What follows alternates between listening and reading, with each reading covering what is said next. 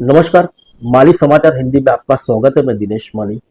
UP सरकार को supreme court की फटकार, निजी पक्षों के मुकदमे को हाईजैक करने जताई नाराजगी। आइए जानते हैं विस्तार से। सुप्रीम कोर्ट ने मंगलवार को यूपी सरकार को कड़ी फटकार लगाते हुए कहा कि उसने वृंदावन स्थित प्रसिद्ध बांके बिहारी मंदिर के प्रबंधन को लेकर दो निजी पक्षों के बीच चल रहे मुकदमे को हाईजैक कर लिया है।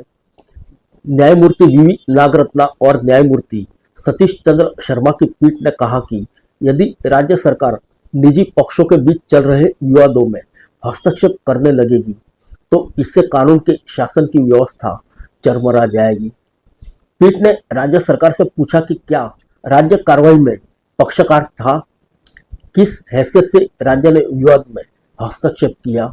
यदि राज्य पक्षों के बीच निजी विवाद में प्रवेश करना शुरू कर देते हैं तो यह कानून के शासन का उल्लंघन होगा। आप मुकदमे को हाईजैक नहीं कर सकते। दोनों पक्षों के बीच निजी मुकदमे में राज्य की ओर से भी अभियोग आवेदन दायर करना है और उसे हाईजैक करना स्वीकार्य नहीं है।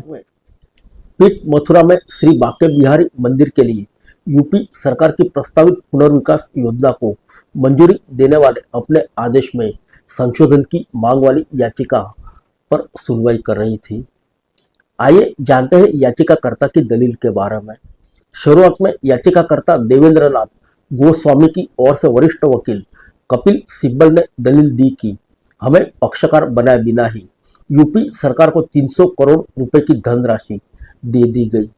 उन्होंने कहा कि आप एक अन्य याचिका में आदेश देकर कैसे निर्देश दे सकते हैं कि एक निजी मंदिर की कमाई राजस्व को सौंप दी जाए। यूपी सरकार की ओर से पेश वकील ने कहा कि राज्य ने बांके बिहारी मंदिर के प्रबंधन और प्रस्तावित गलियारे के कार्य की देखरेख के लिए एक ट्रस्ट का गठन किया है। कानून के अनुसार संपूर्ण धनराशि सरकार के पास न होकर ट्रस्ट के पास रहेगी। इसके बाद पीठ ने राज्य सरकार की इस दलील को स्वीकार कर लिया कि मंदिर के धन का उपयोग केवल मंदिर के आसपास 5 एकड़ भूमि खरीदने तथा एक होल्डिंग क्षेत्र बनाने के लिए किया जाए।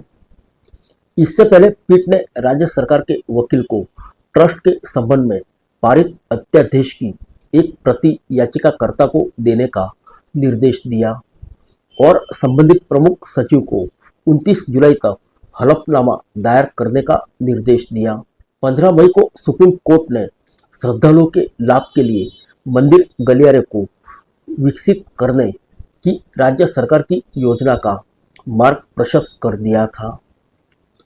19 मई को गोस्वामी ने याचिका दायर कर कहा कि प्रस्तावित पुनर्विकास परियोजना का कार्यान्वयन व्यावहारिक रूप से अव्यावहारिक है और मंदिर के कामकाज से ऐतिहासिक तथा परिचालन रूप से जुड़े लोगों की भागीदारी और इनपुट के बिना मंदिर परिसर के पुनर्विकास का कोई भी प्रयास प्रशासकीय अराजकता का कारण बन सकता है। उन्होंने दावा किया कि इस तरह के पुनर्विकास से मंदिर और उसके आसपास के परिस्थितिकी तंत्र के आवश्यक धार्मिक और सांस्कृतिक चरित्र को बदलने का खतरा है, जिसका गहरा ऐतिहासिक और भक्ति महत्व है। याचिका में कहा गया है कि गोस्वामी मंदिर के संस्थापक स्वामी हरिदास गोस्वामी के वंशज हैं और उनका परिवार पिछले 500 वर्षों से पवित्र मंदिर के मामलों का प्रबंधन कर रहा है। याचिकाकर्ता ने कहा कि वह मंदिर के दैनिक धार्मिक और प्रशासनिक मामलों में प्रबंधन में सक्रिय रूप से शामिल है। फिर मिलेंगे अगले बुलेटिन में अन्य किसी खबर के साथ। तब तक के लिए इजाजत दीजिए। नमस्कार।